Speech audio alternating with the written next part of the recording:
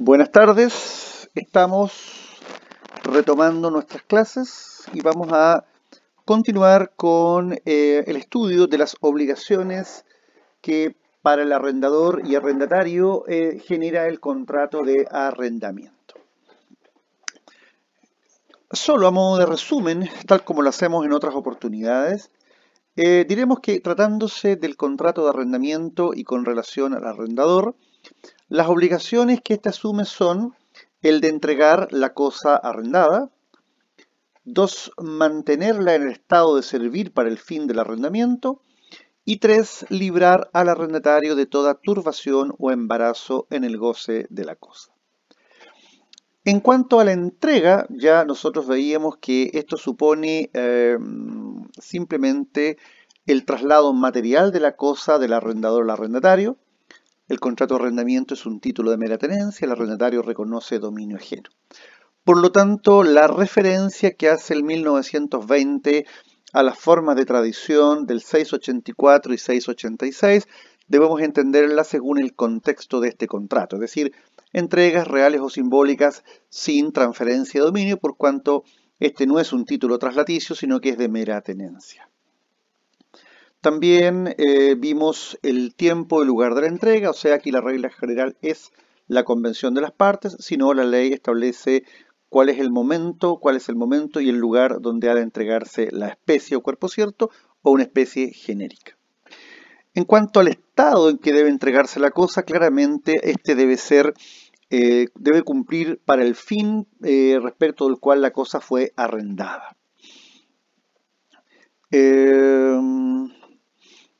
Si el arrendatario no entrega, evidentemente la sanción a que se arriesga es a un litigio sobre terminación de contrato de arrendamiento por falta de entrega con indemnización de perjuicios. Y también acuérdense que estudiamos que si solo hay un retardo en la entrega, lo que allí ocurre es en principio la indemnización o la terminación según lo estatuye el artículo 1925. La segunda obligación del arrendador es mantener la cosa en el estado de servir para el fin del arrendamiento. Es decir, aquí estamos frente a una obligación que se prolonga en el tiempo. No es una obligación que se agote, como ocurre con la primera, que es la esencial, simplemente con la entrega. No, esta es una obligación de la naturaleza que va a estar presente a lo largo del contrato.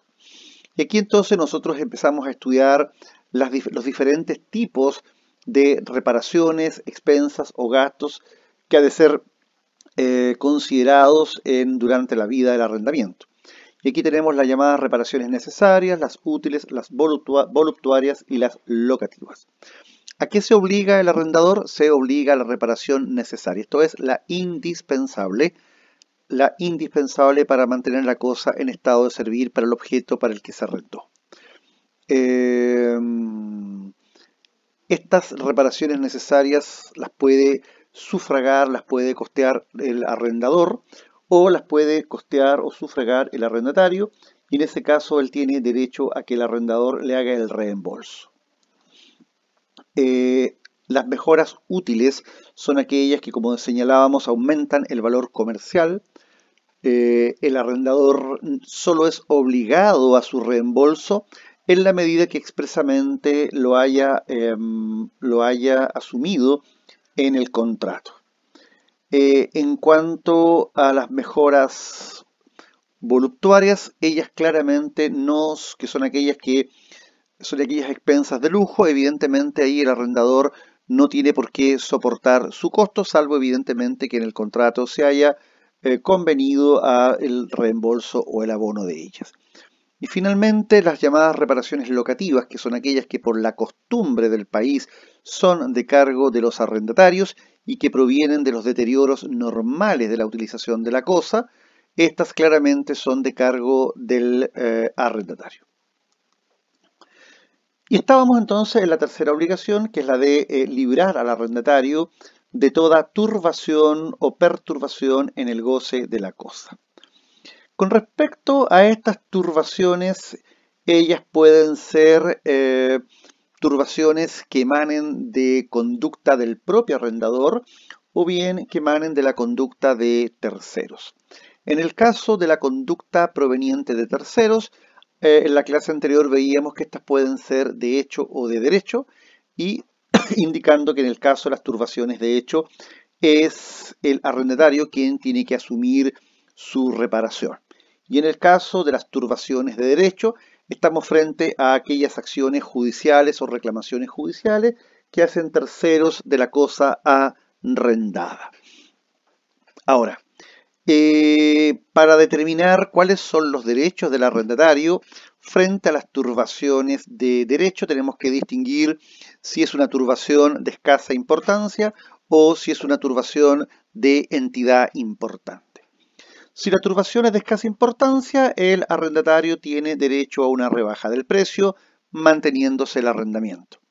En cambio, si la turbación fuere considerable, el arrendatario puede pedir la terminación del contrato con indemnización de perjuicios. Ahora, cuando nosotros estudiábamos el semestre pasado el derecho legal de retención como mecanismo reactivo frente al incumplimiento, poníamos como ejemplo, entre otros, al contrato de arrendamiento. Y en este caso, entonces, vamos a leer la norma del artículo 1937, que nos dice que en todos los casos en que se debe indemnización al arrendatario, no podrá ser expelido o privado de la cosa arrendada sin que previamente se le pague o se le asegure el importe por el arrendador. O sea, si hay, por ejemplo, mejoras necesarias no reembolsadas, si hay mejoras útiles no abonadas, si hay mejores voluptuarias no abonadas después del compromiso del arrendador, claramente, o hay indemnizaciones producto, por ejemplo, de un retardo en la entrega o una indemnización por una turbación, por ejemplo, importante, claramente el arrendatario tiene derecho digamos, a que se le respete el mantenerse en la cosa arrendada mientras no se le pague o no se le asegure el pago de estas indemnizaciones, reparaciones, mejoras o expensas. Ahora vamos a ver las obligaciones del arrendatario. Esto lo trata el Código Civil en el artículo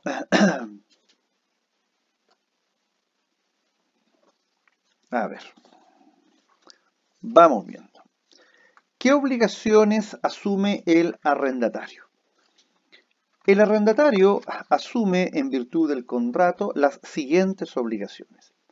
Primero, pagar el precio, obligación esencial. 2. Usar la cosa según los términos o espíritu del contrato, de la naturaleza.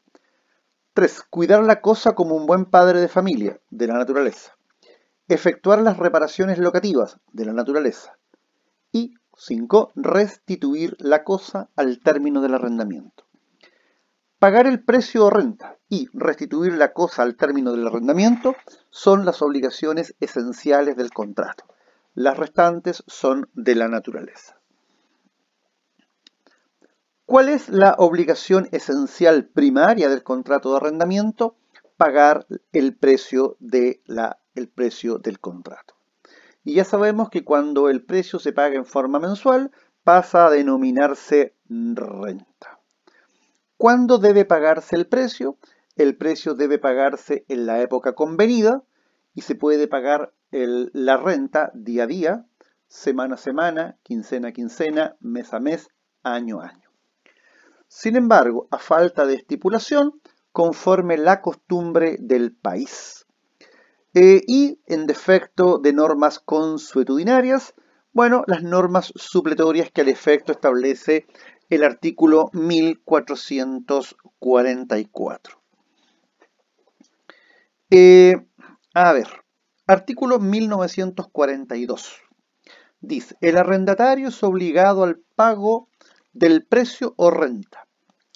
Podrá el arrendador, para seguridad de este pago y de las indemnizaciones a que tenga derecho, retener todos los frutos existentes en la cosa arrendada y todos los objetos con que el arrendatario la haya amoblado, guarnecido o provisto y que le pertenecieren, y se entenderá que le pertenecen a menos de prueba en contrario.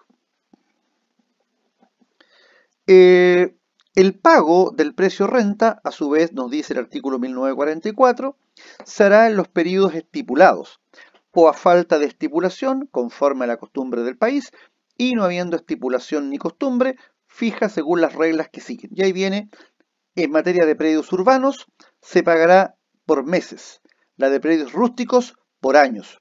Si una cosa mueble o semoviente se arrienda por cierto número de años, meses, días, cada una de las pensiones periódicas se deben inmediatamente después de la expiración del respectivo año, mes o día.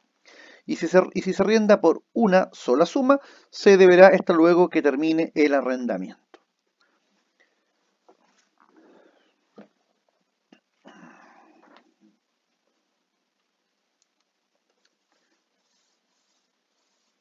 Por lo tanto, a falta de estipulación de las partes o a falta de regla de conducta, el código hace una estratificación y nos dice, mire, la renta de arrendamiento de predios urbanos se pagará por meses, la de predios rústicos por años.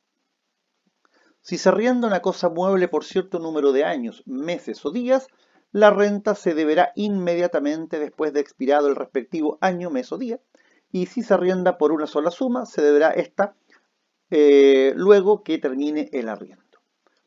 Entonces, ahí ustedes tienen claramente cómo esta obligación se debe concretizar.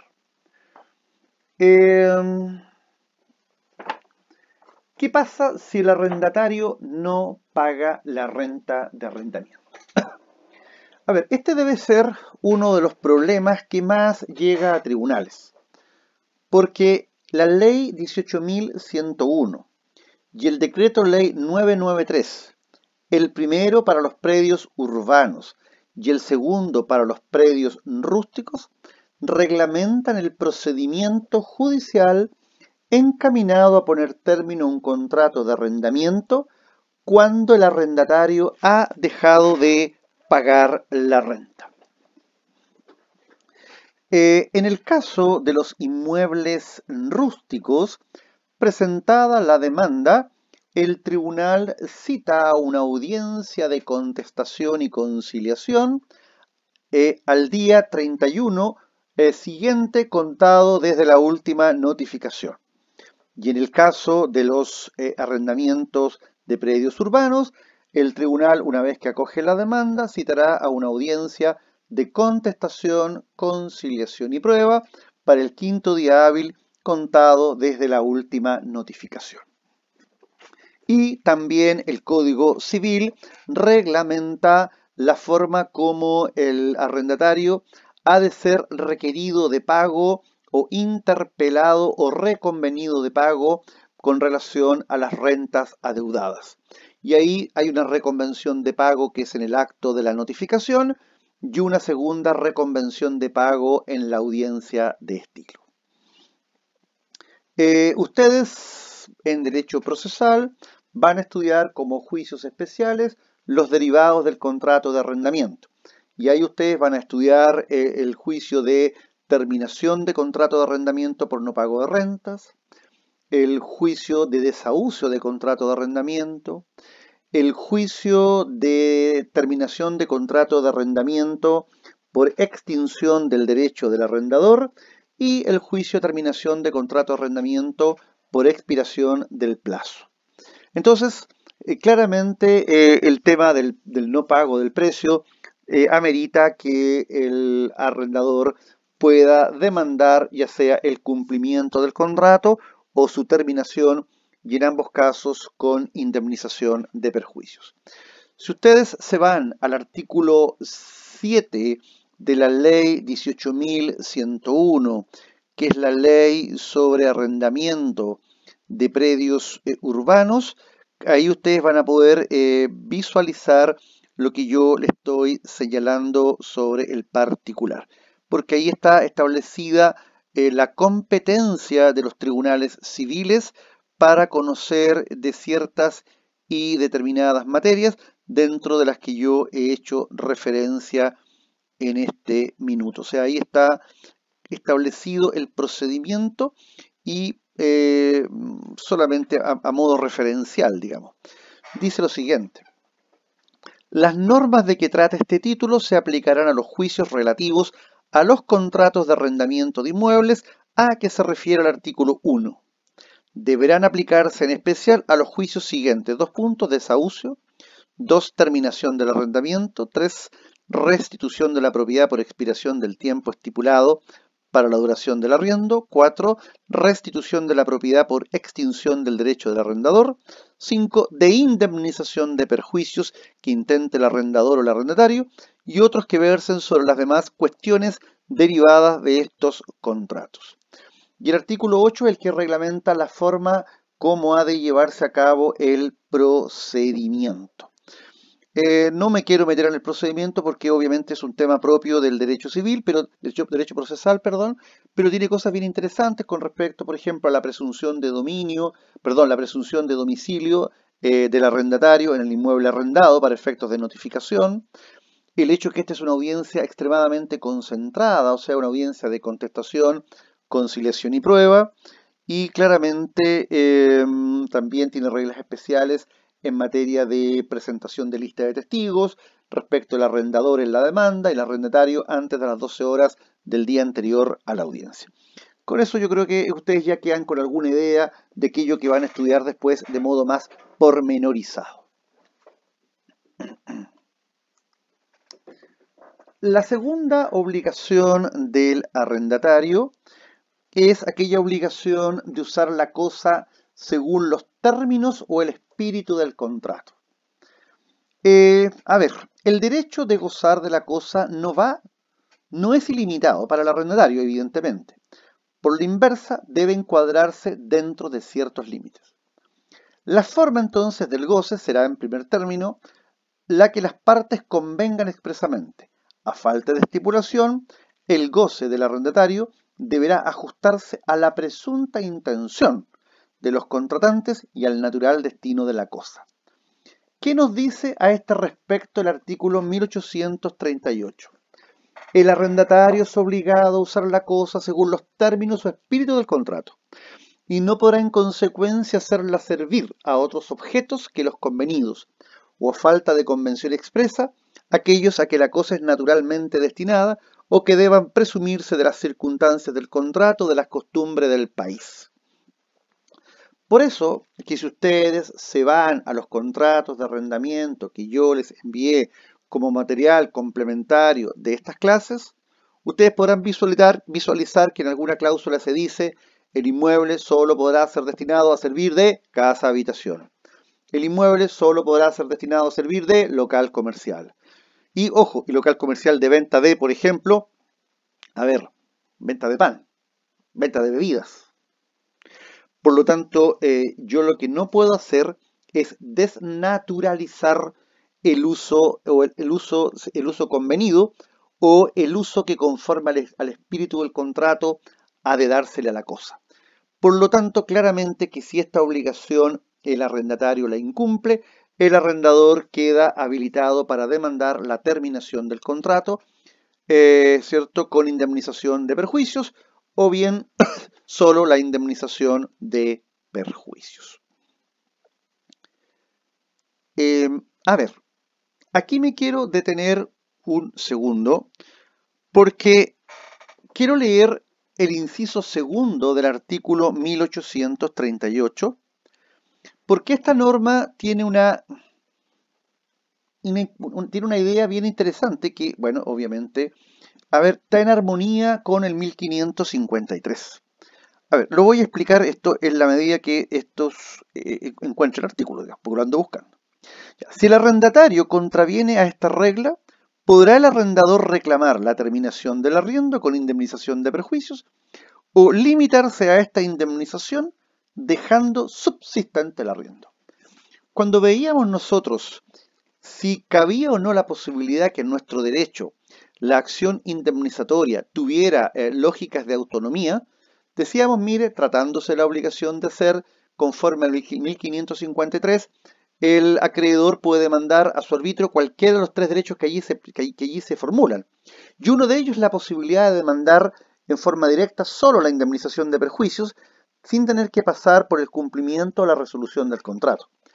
Bueno, en este caso, cuando el arrendatario incumple la obligación de usar la cosa según los términos del contrato o el espíritu del contrato, está infringiendo claramente una obligación de hacer. O sea, es una obligación de no hacer. Y por lo tanto cabe perfectamente la indemnización de perjuicios por vía directa, y en este caso el arrendamiento va a subsistir, pero va a haber una indemnización de perjuicios. En tercer lugar, el arrendatario tiene que cuidar la cosa como un buen padre de familia. A ver, este concepto de buen padre de familia, ustedes saben que es un concepto que viene del derecho romano. Y este concepto, evidentemente, al día de hoy, siglo XXI, etcétera, etcétera, ha tenido algún grado de cuestionamiento por cuanto, en primer lugar, es un concepto que alguna corriente por ahí lo ha tildado incluso de una expresión machista porque hace referencia al buen padre de familia, olvidando la existencia de las buenas madres de familia, principalmente aquellas madres que en forma solitaria digamos, sobrellevan a una familia. Y por otro lado, porque habiendo igualdad de género se entiende que ambos, esta referencia debería ser en general a las personas. Pero dejando de lado ese planteamiento, claramente, que evidentemente compartimos, eh, eh, claramente que hay que considerar lo siguiente, o sea, hoy día no es el término buen padre de familia el que nos debe servir o venir a nuestro auxilio, sino que el componente es, bueno, aquella persona, hombre o mujer, razonable, el hombre o la mujer medio, o sea, es decir, aquellas personas que son razonables, que son prudentes en su forma de ser. O sea, aquí no podemos pedir que el arrendatario se transforme en un verdadero héroe en la custodia y conservación de la cosa. O sea, estamos claros que el arrendatario no puede andar, ¿cierto?, con una brocha de pintura detrás de sus hijos, detrás de sus dependientes, a efectos de que no se produzca daño en la cosa arrendada.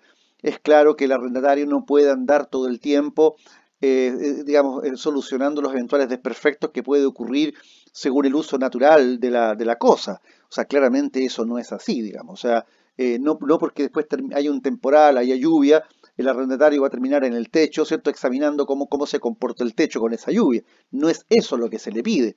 Lo que se le pide en el fondo es un cuidado ordinario, un cuidado normal.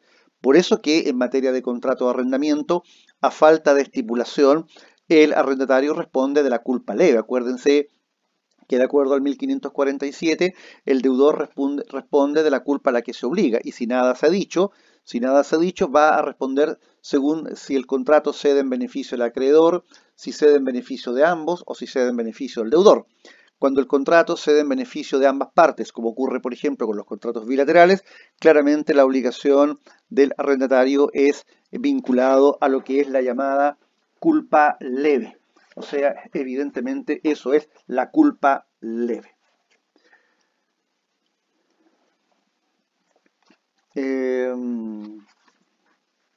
Sobre eso no es más lo que se puede decir, no es mucho más lo que podemos decir. A ver, solamente voy a hacer un par de referencias, alguna sentencia por ahí que dice lo siguiente. Aun cuando no puede ponerse en duda que a la arrendataria le asiste la obligación de devolver la cosa en el estado que la recibió, que ésta es responsable de los daños causados y también que normalmente el hecho del daño será conocido al tiempo de la entrega, nada impide que se sancione por el incumplimiento contractual apenas conocido el hecho lesivo. O sea, eso está dentro de lo que estamos hablando. Y por otro lado, también es importante que ustedes lo tengan presente, que hay que tener presente que el artículo 1545 del Código establece que todo contrato legalmente celebrado es ley para las partes, que el artículo 1938 dispone que el arrendatario es obligado a usar la cosa según los términos y espíritu del contrato, y el 1939 que señala que debe emplearse en la conservación de la cosa arrendada el cuidado de un buen padre de familia, respondiendo de los perjuicios que se deriven de aquella falta a tal prerrogativa. Entonces, claramente, esta es una obligación que se le impone al arrendatario. O sea, aquí no le estamos imponiendo una mínima diligencia, ni le estamos imponiendo una máxima diligencia, sino que le estamos imponiendo una mediana diligencia, que es aquella que emplean las personas, hombres o mujeres, en términos generales en sus negocios propios, o sea, lo que hace una persona razonable, una persona prudente. También el arrendatario es obligado a realizar las reparaciones locativas. Ya sobre esto, ¿qué fue lo que dijimos? Que en obligación locativa es aquella que de acuerdo a la costumbre son de cargo de los arrendatarios y generalmente se refieren a aquellas especies de deterioro que ordinariamente se producen por culpa del arrendatario o de sus dependientes, como descalabros de paredes o cercas, albañales y acequias, rotura de cristales, etc. O sea, aquí estamos hablando de aquellos daños que la vida cotidiana de una casa supone. O sea, por ejemplo, sacar con violencia, por ejemplo, un artículo eléctrico enchufado y no solamente y salir con el enchufe en la mano, claramente eso es un daño. Bueno, ese daño claramente si se incurre en él tendrá que soportarlo y resarcirlo el arrendatario. Así que esto no merece mayores problemas. Finalmente, la última obligación del arrendatario es la devolución, la restitución de la cosa arrendada al fin del arrendamiento. Ahora, debe restituirla en el estado en que le fue entregada, tomándose en consideración el deterioro ocasionado por el uso y goce legítimos. A ver.